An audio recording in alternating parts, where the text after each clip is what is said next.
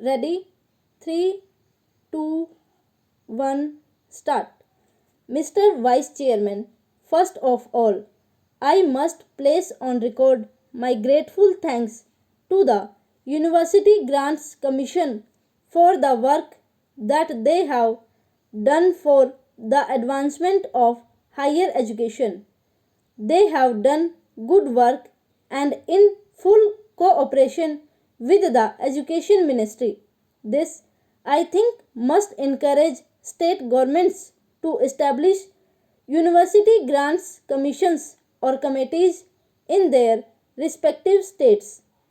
What the country needs most is the coordinated efforts of the autonomous university grants commissions working in harmony with the state governments and university authorities. Coordinated efforts are needed to bring about certain uniformity in the standards of university education. Without that, our educational advancement is bound to suffer from various tensions and difficulties. I do agree with my friend that the annual report under discussion is rather a dull report. At least it is not as bright as the two previous reports were. In the previous two reports, the University Grants Commission invited the attention of the nation to certain academic problems, to certain educational needs. Unfortunately, in this report, the University Grants Commission confines its remarks mostly to what has been achieved in the field of university education under the guidance and with the assistance of the University Grants Commission. However, sir, it is not possible for me to agree with Mr. Santhanam that the University Grants Commission should not extend help to universities for the preservation of manuscripts. Manuscripts are of great importance so far as university libraries are concerned. It is the duty of universities to preserve those manuscripts, and it is the duty of the University Grants Commission to extend to universities the necessary financial assistance for maintaining and preserving the manuscripts in good order. Also, it is not possible for me, sir, to agree with my friend that today universities are enjoying too much of autonomy. I agree with the University Grants Commission, which 2 years ago remarked that freedom is vital for education and democracy, and I personally feel, sir, that on one plea or the other, university autonomy and academic freedom are being restricted rather than being extended as they must be. I do not think, sir, that a social purpose or a social value can be imparted in the teaching by a teacher through the imposition of restrictions on his freedom of thinking.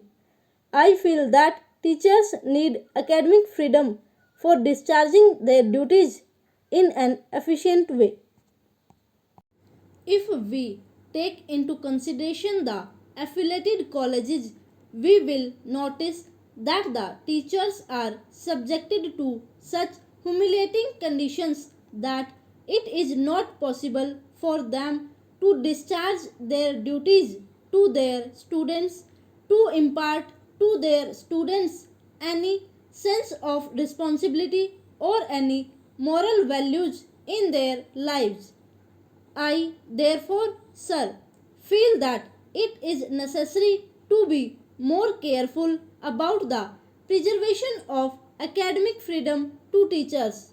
Sir, we are grateful to the Education Ministry and to the University Grants Commission for upgrading the salaries of teachers in the central universities. Yet a great disparity prevails in the salaries of teachers of central universities and state universities and affiliated colleges, and this disparity is causing a lot of heartburning and a lot of difficulties. As one connected with education, I may say that there is not such a marked difference in the quality of teachers serving in the central universities and in the state universities and in affiliated colleges as to justify the great disparity in the salaries of teachers of these institutions. I feel, sir, that we must keep in our mind the remarks of the University Grants Commission made in their earlier annual report with regard to teachers' salaries. We are not only to provide adequate salaries to teachers of affiliated colleges but also to teachers of secondary schools. We must remember, sir, that a great majority of students study in affiliated colleges and the quality of education is largely determined by the quality of work that is done in affiliated colleges. For improvement in the quality of teaching, improvement in living conditions is also very necessary. The University Grants Commission has invited our attention in its report to the appalling conditions in which teachers have to live. But unfortunately, the University Grants Commission has to admit that it does not seem likely that we shall be able to make anything more than the marginal contribution towards this practical need. I feel that the University Grants Commission should pay more attention to the solution of this problem than has so far been paid by it and the Education Ministry, and that the government should not gurge funds to the University Grants Commission for making adequate arrangements for improving living conditions of teachers who are expected to train the citizens of the country.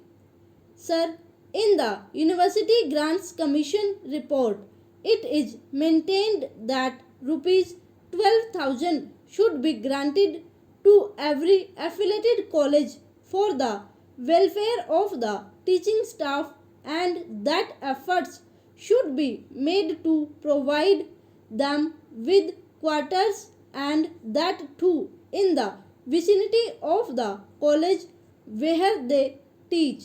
Stop over.